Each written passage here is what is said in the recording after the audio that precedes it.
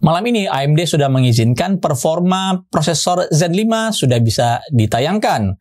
Jadi ini adalah konten pertama kali kami untuk Zen 5, khususnya untuk Ryzen 5 9600X, sebuah prosesor dengan arsitektur baru, tetapi masih menggunakan soket AM5 dan sudah mendukung chipset AMD atau motherboard AMD yang juga mendukung Ryzen 7000 dan Ryzen 8000G series.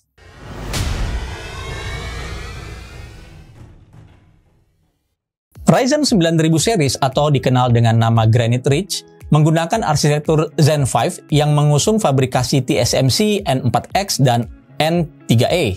Jadi simpelnya fabrikasi 4 nanometer dan 3 nanometer yang digunakan pada Zen 5 dengan membawa floating point unit yang lebih banyak dan branch prediction yang lebih akurat dibandingkan arsitektur Zen 4. Execution unit yang signifikan berubah adalah pada floating point unit atau FPU yang memiliki pipa fisikal 512 bit floating point untuk AVX 512 dengan 512 bit juga jalur data. Jika teman-teman ingat, AMD sebenarnya sudah mengimplementasikan AVX 512 di Zen 4 menggunakan dual pump 256 bit FPU dan terlihat pada saat itu cukup efisien. Dengan adanya 512 bit FPU akan memberikan Zen 5 peningkatan yang cukup signifikan dan lebih efisien lagi dibandingkan Zen 4. AMD telah meluncurkan 7000 series dan sebelumnya dengan chipset AMD 600 series itu di tahun 2022. Dan seperti yang pernah dijanjikan AMD sebelumnya, next generation-nya yaitu Ryzen 9000 atau Ryzen 9000 juga hadir dan tetap mendukung soket AM5, termasuk dukungan untuk chipset AMD yang sudah ada. Jadi A620, B650, dan X670 juga akan didukung oleh Ryzen 9000 series ini. Tentunya dengan update BIOS yang terbaru agar bisa mengenali prosesor baru ini. Memang AMD juga menyebutkan bahwa akan hadir chipset baru yang diberi nama dengan AMD 800 series. Namun untuk konten kali ini saya tidak akan membahas chipset baru tersebut. Lengkapnya akan ada 4 total SKU pada awal peluncuran Ryzen 9000 series. Untuk malam ini yang akan diizinkan adalah untuk Ryzen 5 9600X dan Ryzen 7 9700X. Seperti yang ada di hadapan saya saat ini adalah prosesor Ryzen 5 9600X yang akan kami bahas. Ryzen 5 9600X adalah suksesor dari Ryzen 7600X yang sudah ada sebelumnya dan akan menjadi lawan yang akan ditantang oleh Core i5 14600K dari kubu biru. Mari kita bandingkan spesifikasi kedua prosesor ini dari sisi total thread. 14600K memiliki keunggulan 8 thread lebih banyak. Ini diambil dari total efisien core sebanyak 8 unit. Tetapi 9600X unggul hampir di semua hal lainnya, seperti boost clock dan base clock yang lebih tinggi, L3 case yang lebih besar, TDP lebih rendah, dan kedua prosesor ini memiliki onboard graphic atau IGP. Tetapi kami tidak akan bahas soal IGP ini karena keduanya masih menggunakan IGP yang sama dari generasi yang sebelumnya. Dukungan kecepatan memori antara kedua prosesor ini juga sama, yaitu DDR5 5600, ini JEDEC ya, standar. Dan perlu diingat, Raptor Lake masih memiliki fleksibilitas yang dapat digunakan di platform DDR4. Ini hal yang tidak dimiliki oleh AMD AM5 termasuk Ryzen 9000 series ini. Untuk instruksi, AVX 512 bisa ditemukan pada Ryzen 5 9600X, sedangkan Intel Core i5 14600K sudah menghilangkan atau tidak memiliki fitur ini lagi, atau alias hanya mendukung AVX 2 saja. Dibandingkan kakaknya, Ryzen 5 7600X, TDP 9600X ini lebih rendah. Tetapi ini dikompensasi juga dengan base clock yang juga turun atau lebih rendah, dan Ryzen 9600X memiliki peningkatan memory speed dari DDR5 5200 di generasi sebelumnya menjadi DDR5 5600. Ini adalah platform pengujian yang kami gunakan untuk membandingkan kedua prosesor ini.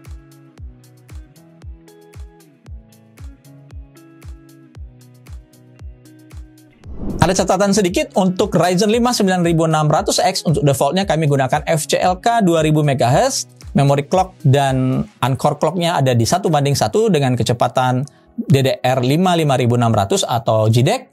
Sedangkan untuk 9600X PBO itu harus manual karena PBO autonya itu masih belum sempurna ya, ada beberapa masalah. performanya malah menjadi turun.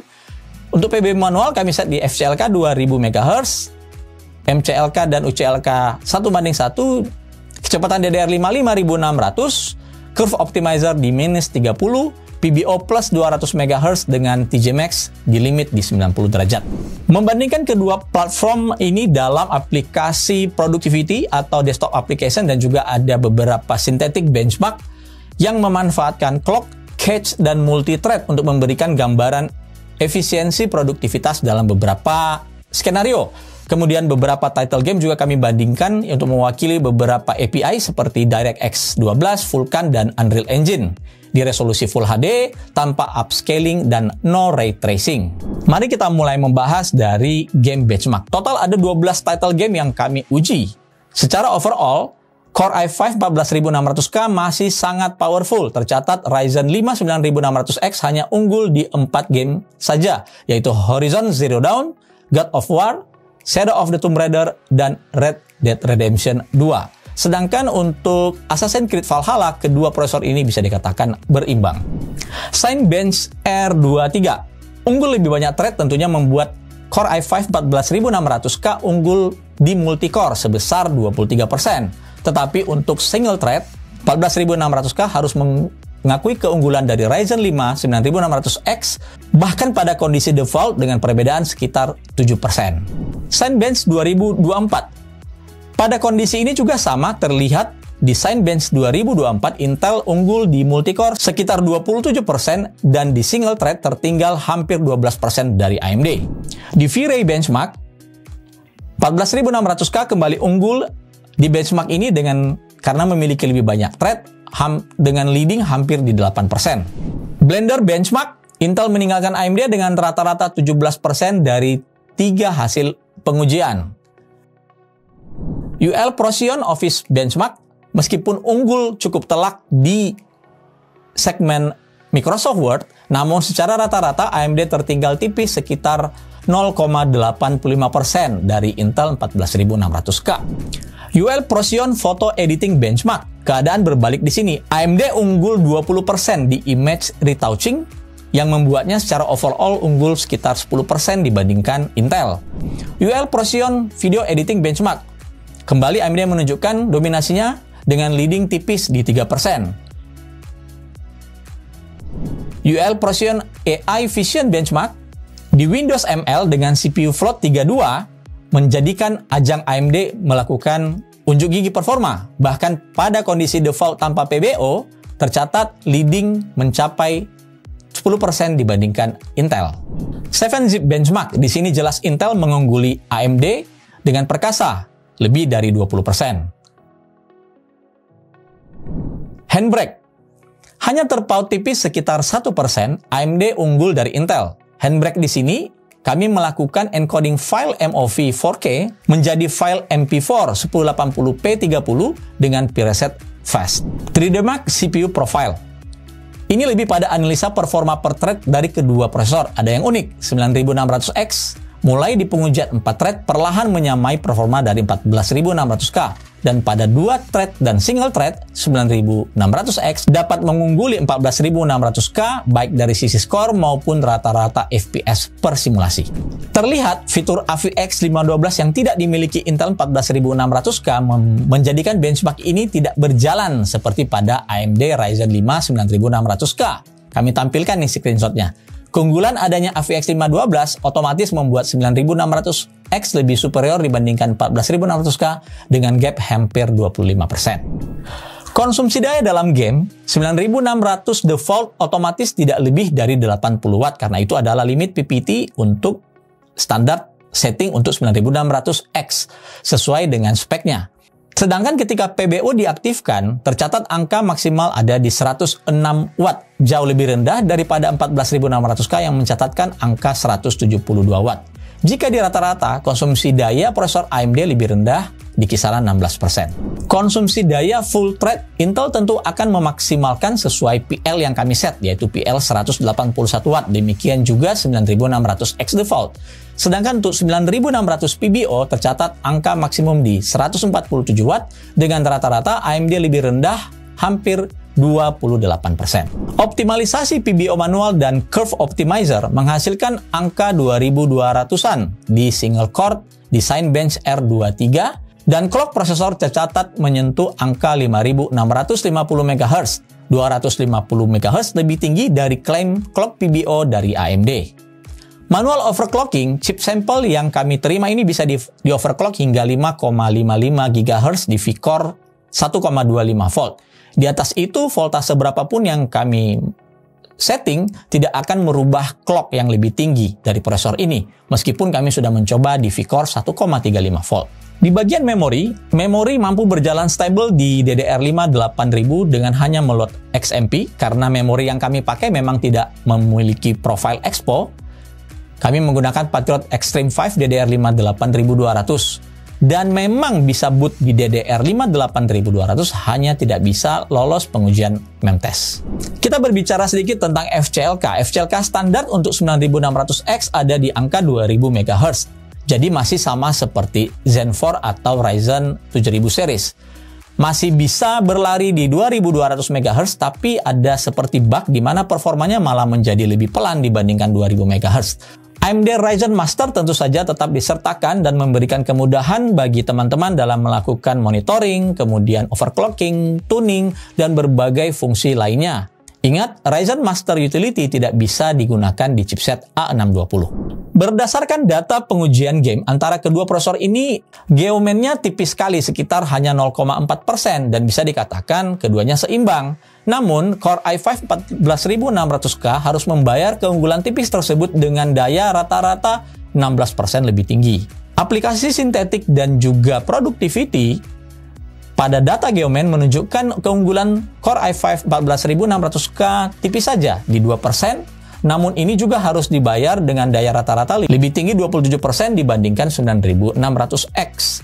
Perlu catatan tambahan, 14600K akan superior pada aplikasi-aplikasi yang membutuhkan thread yang lebih banyak dan masif, karena faktor keunggulan memiliki 8 efisien core. PBO menunjukkan angka rata-rata peningkatan performa pada game sebesar 3,5% dan untuk productivity atau sintetik di angka 4,7%. Dan seperti kita tahu, PBO hanya bisa diaplikasikan pada chipset AMD B650 dan X670. Dan secara resmi tidak didukung di chipset A620. Artinya, untuk mendapatkan performa yang berimbang dan efisien, PBO ini adalah wajib. Oke, sekedar pembanding dengan setting Intel Baseline Profile untuk Core i5 14600K yang ada di PL1 125W dan PL2 143W, kami coba menjalankannya pada beberapa aplikasi multithread ya. Dan kita lihat akan ada perubahan signifikan. Oke, kami tampilkan ya. Pertama, Cinebench R23 di multicore, awalnya itu Intel unggul 23%, turun menjadi hanya 19%. Cinebench 2024 unggul 27% menjadi hanya 11,6% saja. Blender benchmark dari 17% menjadi hanya 7,6%. Sedangkan Handbrake yang awalnya AMD unggul tipis 1%, ini langsung menjadi besar mencapai 20%. Artinya perubahan pada power limit di prosesor Intel jika kita sesuaikan dengan baseline profile yang sudah ditetapkan oleh Intel itu menghasilkan performa yang cukup signifikan turunnya. Ini yang menjadi concern dalam semua perbandingan ketika menggunakan prosesor berbasis Intel Core generasi ke-13 dan generasi ke-14. Harga SRP untuk Ryzen 5 9600X saat launch di angka 4.999.000, ini harga offline. Sedangkan Intel Core i5 14600K sekitar di 5,5 juta harga online. Di sisi lain, harga Ryzen 5 7600X itu di angka 3,7 juta online dan 7600 di angka 3,25 juta juga online. Jadi kalau kita simulasikan harga online untuk 9600K, estimasi ada add 5%, harganya menjadi sekitar 5,25 juta. Jujur saja ini bukan positioning harga yang ideal untuk AMD. Dan harga 7600 menjadi malah terlihat menarik karena sama-sama memiliki 6 core 12 thread. Dan tidak mungkin selisih performa antara 7600 dan 9600X itu ada di atas 30%. Karena perbedaan keduanya secara harga ada di 38%. Dan jangan lupa masih ada Ryzen yang paling favorit, Ryzen 5 7500F yang ada di posisi 2,8 juta.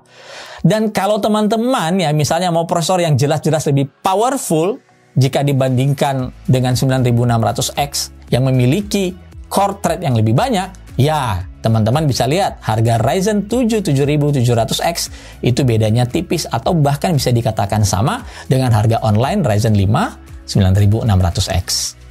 Selisih harga sekitar 4,5% antara Intel dan AMD dalam hal ini adalah 14600K dan 9600X menjadi terlihat seimbang kalau kita mendasarkan pada data pengujian yang kami dapatkan.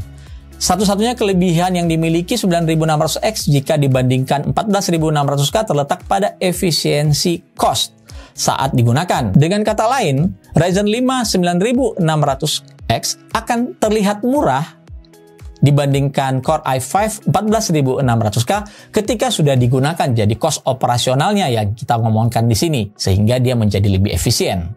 Untuk ketersediaan, AMD Ryzen 5 9600X akan mulai tersedia mulai pada tanggal 8 Agustus 2024. Hadirnya Ryzen 9000 series di market ini berbarengan ketika kubu Intel yang menjadi lawannya AMD sedang menghadapi masalah yang cukup pelik di prosesor generasi ke-13 dan generasi ke-14. Ada juga isu yang mengatakan akan terjadi PHK besar-besaran untuk karyawan Intel yang berimbas pada turunnya nilai saham yang cukup drastis. Faktor X ini kami lihat akan menjadi keuntungan tersendiri bagi AMD melihat bagaimana konsumen dan korporasi agak sedikit ragu dan masih menunggu bagaimana Intel menyelesaikan problem yang mereka hadapi saat ini, terutama dengan prosesor Gen 13 dan Gen 14-nya. Dan selama proses ini terjadi dan Intel belum menemukan formula yang tepat, ini akan menjadi blessing in disguise buat AMD karena tidak ada opsi prosesor lain selain AMD ketika konsumen atau korporasi memiliki demand untuk prosesor yang modern saat ini. Bukan hanya di prosesor baru ini saja, tapi ini akan berdampak pada entire line-up prosesor AMD yang sudah ada. Tapi saat ini, kalau kita lihat kondisi market lokal kita di Indonesia, dengan kondisi nilai tukar dolar yang terlalu tinggi terhadap rupiah, melemahnya daya beli khususnya untuk produk-produk IT, ini akan berdampak negatif ya pada kekuatan pembelian produk-produk peripheral seperti prosesor dan lain-lain, dan tentunya ini akan berdampak pada penjualan atau bagaimana market akan menerima prosesor baru ini di Indonesia. Demikian pengujian kami untuk AMD Zen 5 terbaru, AMD Ryzen 5 9600X. Ya, waktu yang kami miliki untuk melakukan pengujian ini terhitung efisiennya hanya cuma 3 hari saja, tapi kami berusaha memberikan lebih banyak pengujian-pengujian agar bisa menjadi beberapa insight bagi teman-teman. Itu saja, saya Benny. Sampai ketemu lagi di konten MyClub ID berikutnya.